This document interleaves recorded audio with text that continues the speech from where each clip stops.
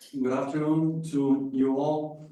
So it's my honor to be the chair here of this last session of our second day of the final conference, Mapping Philosophy as a Way of Life. I will be brief because our time is very short. Who is going to speak first here in our last session? Today is Professor Pawel Odyniec, and his talk is entitled Philosophy as a Way of Life in Hindu Philosophy. Pawel, I'm going to read my bio. Pawel Odyniec is a lecturer in religious study at Karlstad University, Sweden. He holds a PhD in Indology and 3 degrees in philosophy, history of religion, and Indian philosophy and religion. His research interests covers the area of classical Indian philosophy in Sanskrit, partly Advaita Vedanta and Kashmir Saivism, modern Indian philosophy, English and Hindi, as well as South Asian religions. He's also interested in cross-cultural approaches to philosophy as a way of life.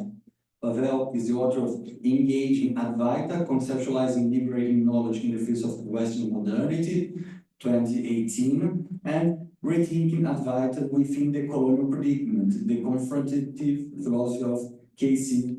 Bhattacharya. Sorry for my bad pronunciation. But the floor is yours. Pawel, you have 30 minutes to give your talk. Hello? Yes.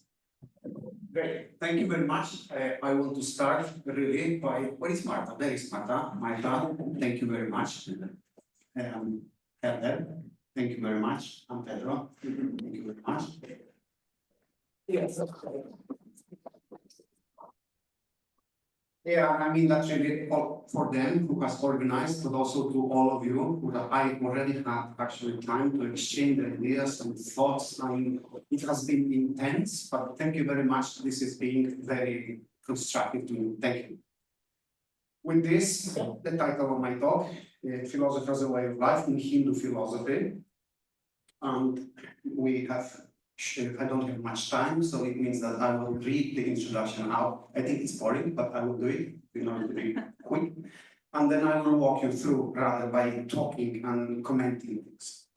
The aim of my talk, and I have struggled with this, is actually, I will claim that there is a convergence. I want to put it in terms of convergence of concerns, and this convergence of concerns is between PWL and Hindu philosophy on the one side, and on the other side, that's another level, on the scholarship on both. And I will claim that this fourth point of convergence is a certain metaphilosophical stance, which I will still defend after Marta's presentation yesterday, that is a sort of subordination of philosophical theory or discourse to practice of self-transformation.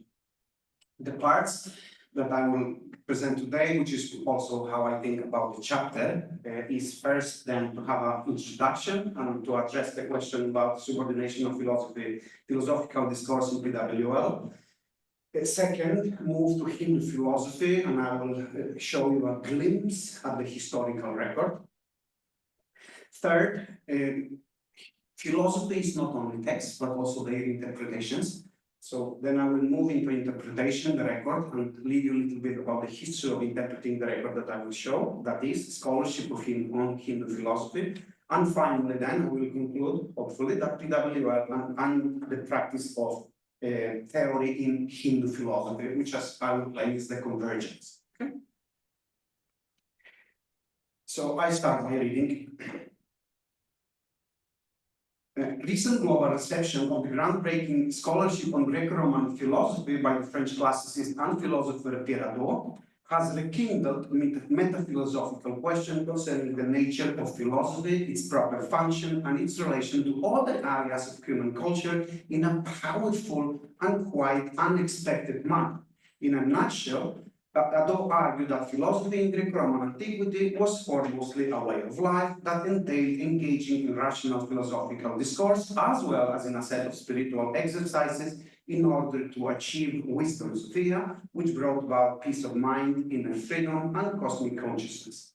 In Fleschkowski's pivotal claim, Adorno drew attention to the dichotomy between theory and practice of philosophy, arguing that philosophical theory or philosophical discourse, but here I would like to say that, was invariably put by all the major schools of Greco-Roman philosophy in the service of practice and was ultimately subordinated to a way of life that was distinctively philosophical in that it was oriented toward the transformation of the self and the attainment of wisdom. Now, to be sure, Marta showed us that yesterday there are several telling passages in which Adorno explicitly reflected on the relation between philosophical discourse and philosophical practice in Greco-Roman antiquity. I don't deny that, but that's not what my chapter is about. So what I'm going to do is to quote two such passages, which I think is sufficient enough to underpin the point which I wish to make in my introduction concerning the subordination of the former to the latter. In What is Ancient Philosophy, Adorno writes that we can consider the relationship between philosophical life and practical philosophical discourse in three different ways, which are closely linked. First, discourse justifies our choice of life and develops all its implications. We could say that through a kind of reciprocal causality, the choice of life determines discourse, and discourse determines our choice of life, and it justifies it theoretically. Second, in order to live philosophically, we must perform actions on ourselves and others, and if philosophical discourse is truly expression of an existential options, then from this perspective, it is an indispensable means. Finally, interesting one, philosophical discourse is one of the very forms of the exercise of philosophical way of life, a dialogue with others and with oneself. In addition, toward the end of his career, he perceives in the present alone is our happiness that his own scholarship on spiritual exercises might have actually misled readers to an unintended conclusion concerning the relation between theory and practice of philosophy. With the view to dispelling this misunderstanding, he goes on to clarify his view on the matter in the following terms. So he wants to clarify his point. Despite my attempt to avoid it, some of what I have written about spiritual exercises is, in general, may suggest that spiritual exercises are added to philosophical theory, to philosophical discourse, that they are a practice that merely complements theory and abstract discourse. In fact, all of philosophy is an exercise, instructional discourse, no less than inner discourse that orients our actions. Obviously, exercises take place primarily in and through inner discourse, but there are also spiritual exercises in external discourse, in the discourse of instruction. This is very important, I believe, because I don't know the last words, but because I believe, because what I was trying to show was, above all, since some sort of conclusion, above all, that what was conceived to be purely theory, abstraction, was practice in both its mode of exposition and its finality. Now, despite his efforts to settle the issue, Anglophone reception of Adorno's groundbreaking work, as well as the recent global PWL scholarship, show that the interplay between theory and practice within PWL is by no means unambiguous nor uncontroversial. On the one hand, Adorno's claim concerning the alleged subordination of philosophical discourse to the practice of self-transformation by means of spiritual exercises challenges the nowadays widely spread metaphilosophical assumption according to which the proper domain of philosophy, qua philosophy, is the domain of theory and philosophical discourse. On the other hand, by endorsing the primacy of the practical concern of philosophy over its theoretical counterpart, and by stressing the key role that spiritual exercises, discursive or otherwise, play in the daily practice of philosophy in Greco-Roman antiquity, the Haddotian notion of PWL has been accused, we have addressed that already yesterday, have been accused to blur the seemingly important distinction, important for us seemingly, between philosophy and religion. It is no surprise then that the cutting edge of PWL research is occupied with fleshing out the sorts of metaphilosophy that PWL entails, the interplay between theory and practice, and the intersection between PWL, religion, and spirituality. In short, I think ever since Nato, PWL is a controversial enterprise that goes against the grain and the status quo of much of what nowadays still is called under the name of philosophy, at least in the academic context. Now, in this state of affairs, then, the aim of this paper, and not of this talk, is to draw attention to the convergence of concerns that underlie PWL, Hindu philosophy, and the scholarship of both, particularly with regard to their metaphilosophical stance concerning the proper relation between theory and practice of philosophy. Due to the constraints in space, for the purpose of this talk, I will take then John Stella's definition of PWL from 2017 as its face value. I will not discuss it, but I will take it as a face value, as its face value, which he conceptualized as a model of philosophy, one, cutting across the analytical and continental traditions, that two, emphasizes the practical motivation of philosophy in terms of its therapeutic pursuit of self-transformation, and three, that is based on, not at the expense of, truth. As he writes in What is Philosophy as a Way of Life, he says, John is here, philosophy as a way of life is a model of philosophy that emphasizes its practical, life-changing aspects. It cuts across the division between analytic and continental philosophy, neither aligned with nor opposed to either tradition. It can be a useful way of thinking about philosophy if the wider philosophical culture tends to downplay its practical side. So it is contextually useful. This is what I believe what you are telling us. Yet there is a good case for the claim that all philosophy worth of the name acknowledges these aspects of philosophy, which has been there since the beginning. If the idea is to refer to anything distinctive, we might reserve it for those conceptions of philosophy that explicitly identify their motivation as the transformation of one's own way of life. This would be certainly applied to Lucretius, but as Lucretius himself has shown us, perhaps it does not matter so much whether we start out in the pursuit of truth or with the desire for a transformed life. For if we do our philosophy well, we shall always end up with both.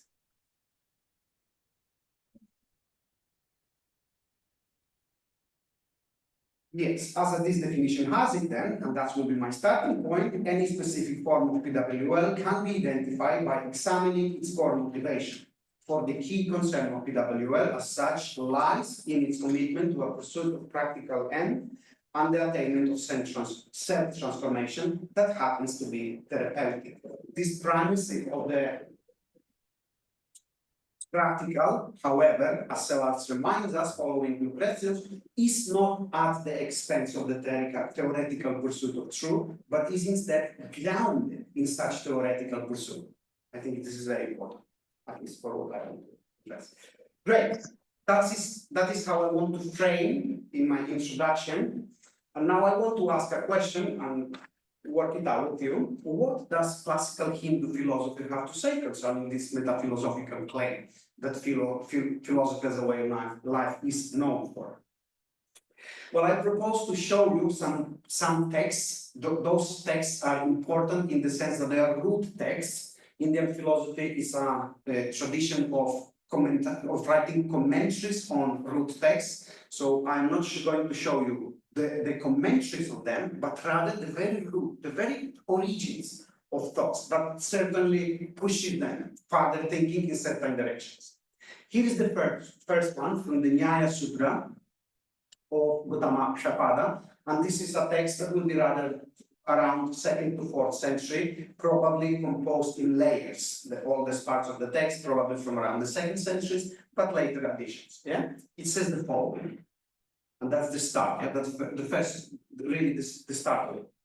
What is unsurpassable, Nishreyasa, is attained from the true cognition, tattvajnana, of the means of knowing what is to be known, doubt, use, example, settled view, members of the inference, confutation, ascertainment, debate, disputation, cavil, fallacy, quibble, futile objections, unfold in a syllogism.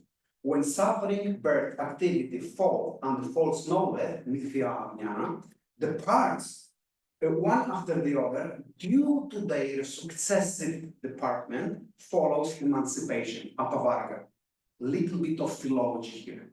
Nishreyasa means that which has no preferable. That is usually translated the highest good.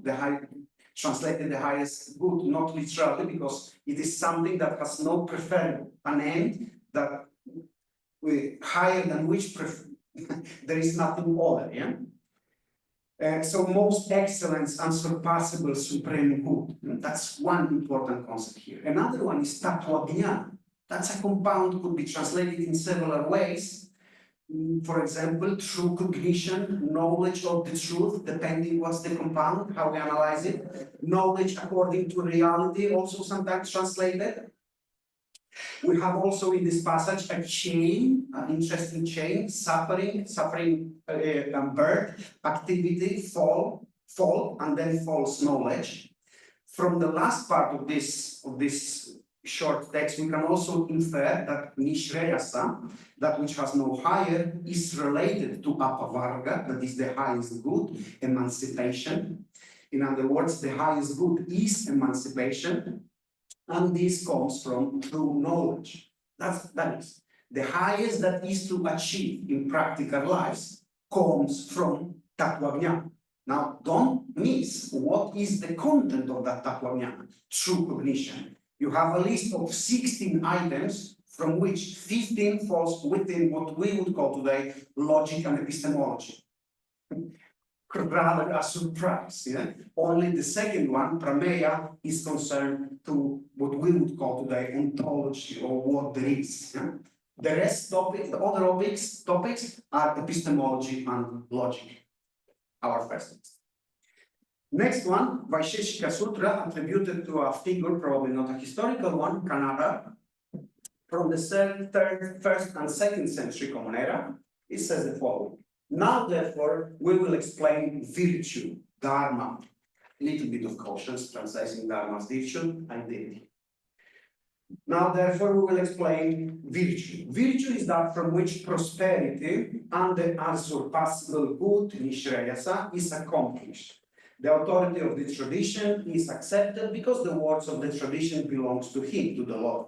The unsurpassable good is attained from the true cognition, tattvajnana, now produced by virtue, specific virtue, dharma, of the categories of substance, quality, action, universal, particular, and inherence, by means of their similarities and dissimilarities. Quite similar passage to a certain extent. That is, on the one side, nishreyasa, the highest good, the highest cannot be, the highest thing, we as humans cannot attain something higher on the one side. Then the idea of that true cognition, tattvajnana, that is produced from specific virtue, a gain of certain items. Now the list of items is different, but that is what is supposed to lead us to the attainment of the highest good. Again, knowledge of certain items leads to attainment of a practical good. The third text, Sankhya Karika of Ishvara Krishna, from the 4th to 5th century Common Era. This one is wonderful text. From the infliction of the threefold pain arises the desire to know the causes that ward it off. If it is said that this desire to know is useless, since there are visible means for removing pain, we say no. For removal of pain by visible means is not invariable, not definitive. Similarly to the visible means is the means derived from the Veda, since it is associated with impurity, decay, and excess. Different from these two means is the preferable one, proceeding from the discerning knowledge of the manifest, the unmanifest, and the knower. Now, the root nature is unproduced. The group of 7, beginning with the great one, that is the intellect, is produced and producing. However, the group of 16 is produced, but is not producing. The conscious person is not producing nor produced. It's a presentation of the ontology of this whole. Everything that is categorized here in 25 different principles, if you would analyze it more in detail. Now, at the end of this Sankhya Karika, we read the following. In this way, from the practice of truth, from the practice of discerning truth, since there is no misapprehension of these principles that compose everything that is, arises the cognition that is definitive and pure. Kevalam Vishuddham Jnanam. I am not, this is not mine, there is no I. So, just to summarize, the infliction of the triple pain triggers the desire to know the causes, to remove it. The desire to know this is not superfluous because the means that are already well known, they are not good enough, and the ones that are derived from the Vedas, from the, say, religious tradition, is neither good. Those are not good. There is a preferable means, and that preferable means is the Shreya. The one that is preferred here is Vijnana, again, cognition, knowledge. Now, this knowledge is about discerning some of the principles that makes everything that is the manifest, the unmanifest, and the knower. So there is a, put it shortly, there is a dualist ontology where there are two principles, Purusha, the conscious person, and Prakriti, the nature. They are both eternal, and the knowledge that eventually is the cause of warding off pain is a discernment that distinguishes those two principles. And it is this, now wonderful, I love that expression, Tattva Abhyasa, Evam Tattva Abhyasa, this text says, that is, from the very practice of knowledge, in way, in which way? Well, that is at the end of this text that you see the description of the different principles that composes everything that is, from discerning for which are those and what are their properties, from the right recount of everything that is, actually follows Kevalam Vishuddham Jnanam, the knowledge that is pure and is definitive, yeah? Which is, I am not, this is not mine, there is no I, and I will not unpack the consequences of this. Just now to show you the connection between cognition and attainment of the highest good. Now, in this text that I showed you now, we already see the connection and relation to medicine, to pain, but just 4th, 5th century, a very related text to the Samkhya Karika, the Patanjala Yoga Shastra, make an explicit connection to medicine. We read the following, these are sutras from the Yoga Sutra. The suffering that is to come is what is to be discarded. The cause of what is to be discarded is the contact, samyoga, of the seer with the sin. Eradication is the absence of contact, and due to its absence, the seer abides in isolation, kaivalya. The means of eradication is steady discernment, viveka.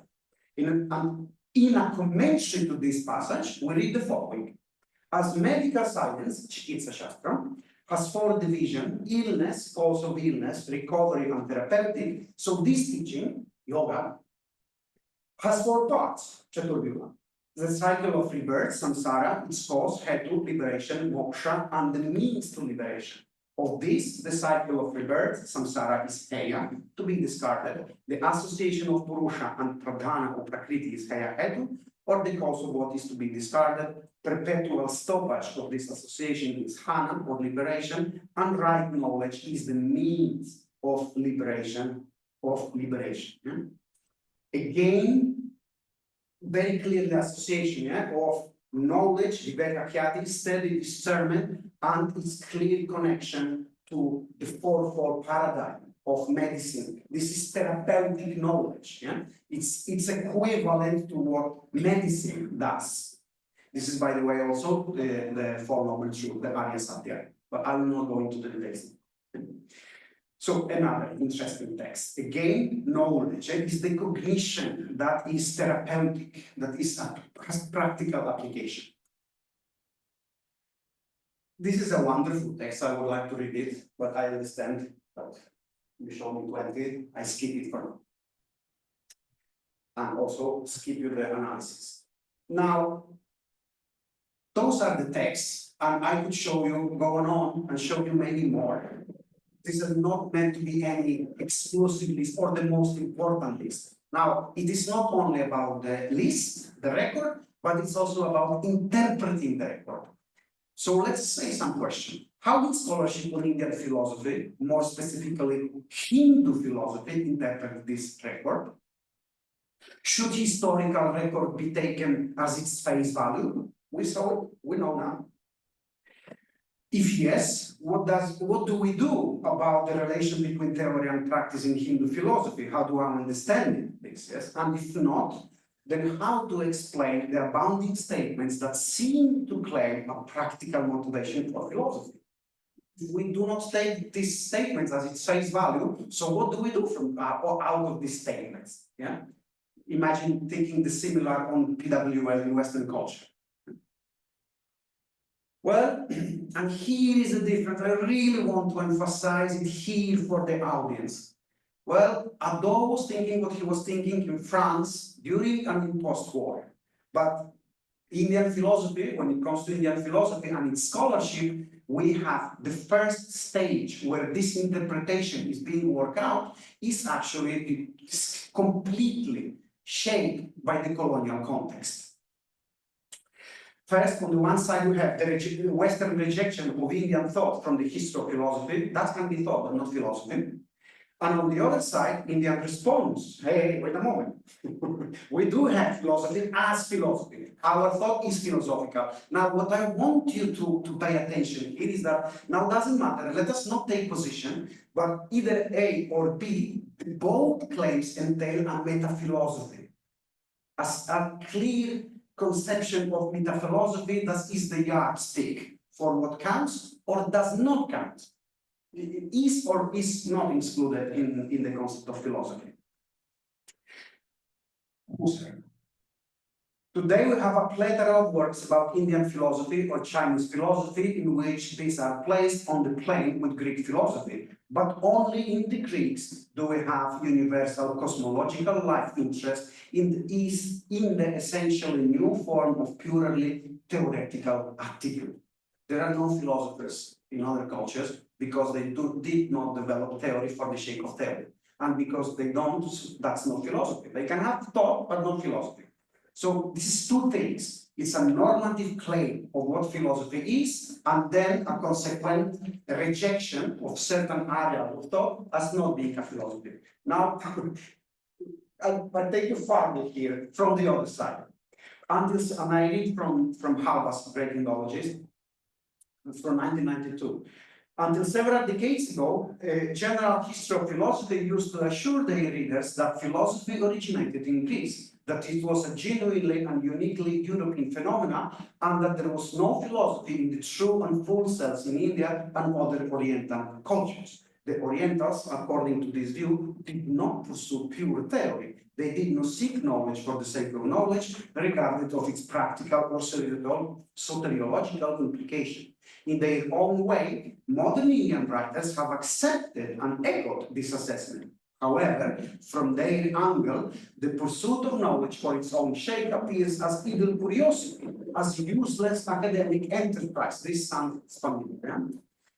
Meaningful knowledge has to serve a purpose. It has to be a means, sadhana, towards an end. Accordingly, the fact that Indian philosophy does not advocate knowledge for the sake of knowledge, but instead proclaims its commitment to a spiritual and soteriological purpose, appears as a fundamental strength now. The ultimate destination of philosophical inquiry should be final liberation, moksha, from suffering, rebirth, and the other imperfections of worldly existence. Great. We move now forward, away from the colonial, and we look at another very interesting scholar called Daya Krishna. In 1965, Three Conceptions of Indian Philosophy. He presents there, analyzes three views of Indian philosophy, and he believes that two of them, the first two, are misconceptions. I think that they're very interesting for us.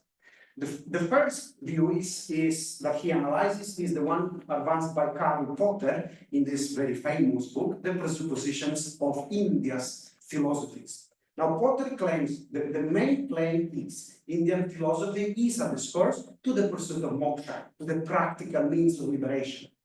For Daya Krishna, this entails two presuppositions. First, that intellectual difficulties are obstruct the pre-philosophical pursuit of liberation. So the pursuit of liberation is not philosophical, it's pre-philosophical, but it is intellectual quibbles that's hinders.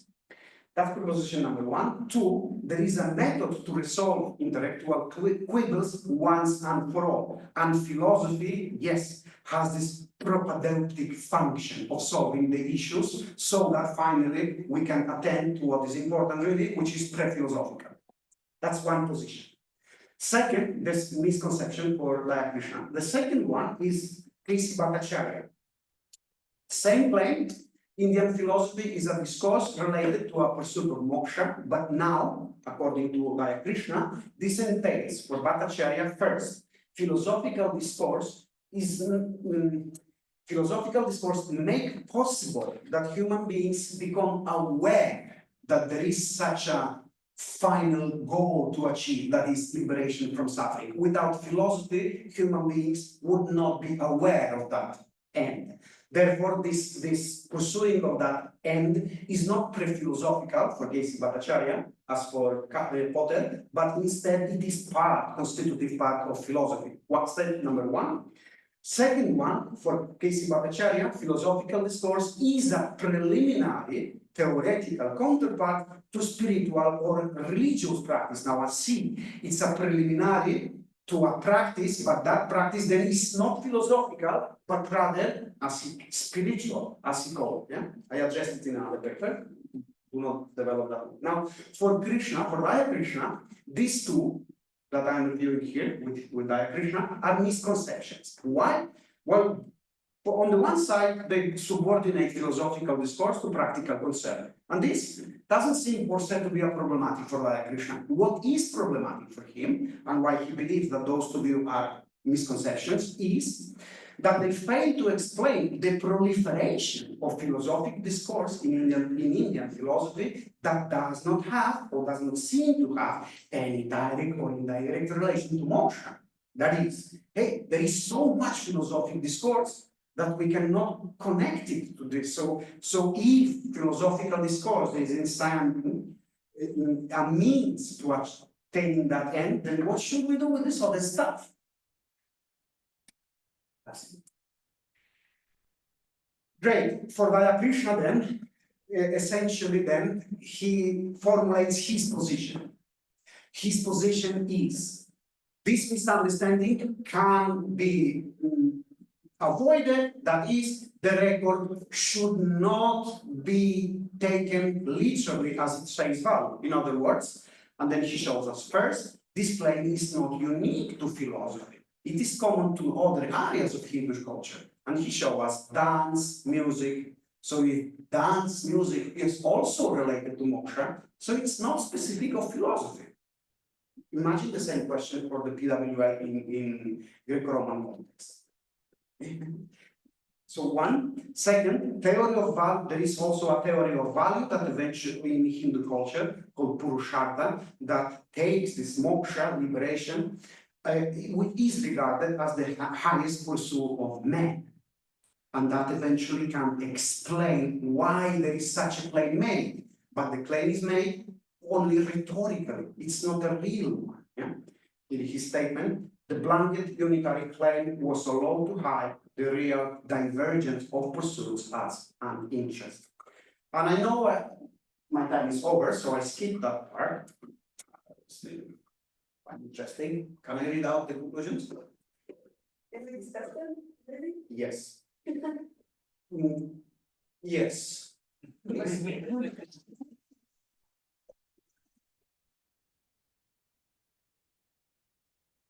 Okay, so we have 7 minutes for discussion.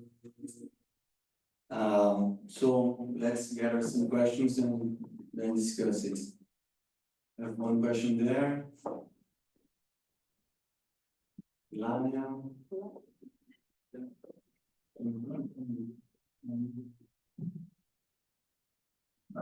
Thanks for a really great introduction, and I thought this was a really creative and cool way to get us on a obviously an enormous tradition.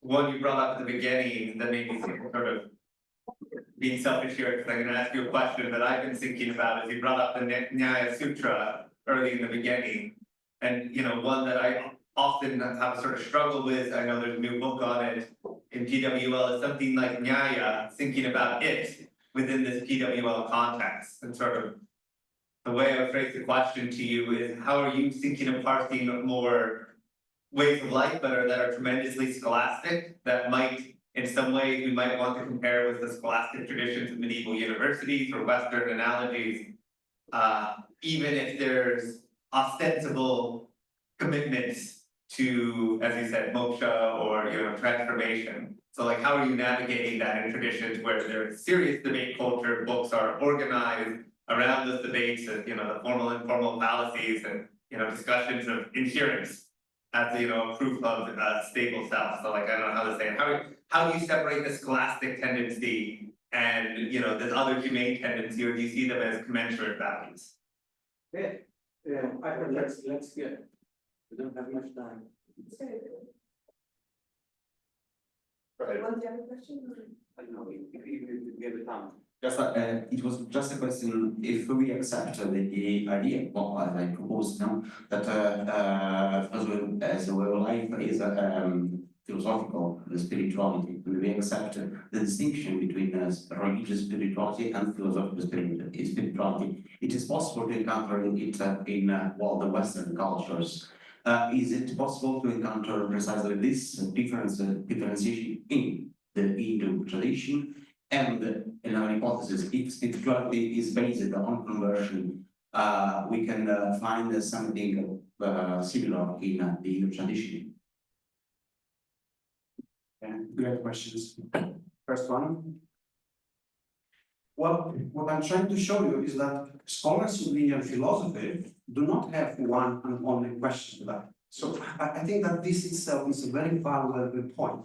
That is, PWL scholarship has the same issues, that scholars disagree. And we have heard very nicely, I think yesterday, about the normative claims in the text, but whether they reflect realities on the ground, we don't know that. We have texts. And more so when you are in South Asian context. So what we know is that claims has been made in a very, just as Nyaya Sutra is an excellent example, in a very scholastic and very refined epistemological discussion, and then there is a claim that this somehow is connected to the attainment of the highest good. And what we see is that scholarship on Indian philosophy does not. I know I say we have seen, and actually I skipped several of my, but what I was addressing is that actually scholars actually disagree, and in their disagreement, what is painful for them is the other thing, is the opposite for what is painful for PWL. If for PWL is painful that it is only theory but not practice, from the other side, what is painful is that it's only practice but not theory. So both authors, that Indian philosophers that I was addressing here, were actually concerned in defending, well, the connection to moksha maybe is just rhetorical. The other scholar that I could not address was arguing the same essential position, but then by other means, by other arguments. So it's interesting how in different contexts, we actually want to stress the other aspect. Now, to answer your question. Now, both in the debate and in stressing the theory part, that's a component which That's why I was quoting John in my introduction, because I think that not at the expense of the practice, yes, but not at the expense of theory. What they do say is that they want to look, these scholars of Indian philosophy wants to nuance. And by nuancing, they say, listen, do not talk about Indian philosophy as a whole. Instead, chop it a bit more and eventually see whether some schools are more emphasizing one or the other side, or one and the same school. How about looking in different periods? Maybe the commitment is stronger in one period or the other. This I think is very fruitful, both for Indian philosophy and for PWO. I hope I did. Second one, no way to start with, of course, it's not only about the divide, about philosophy and spirituality or religion. It's not only about the boundary. Those terms are our Western categories of thinking about the world and what there is. So strictly speaking, they have other categories. And we have, when we have constructed categories as Indian philosophy, South Asian religions, and so on and so forth, we have dealt with them, we have pushed them into one or other categories that are highly problematic. PWL helps. Thank you very much.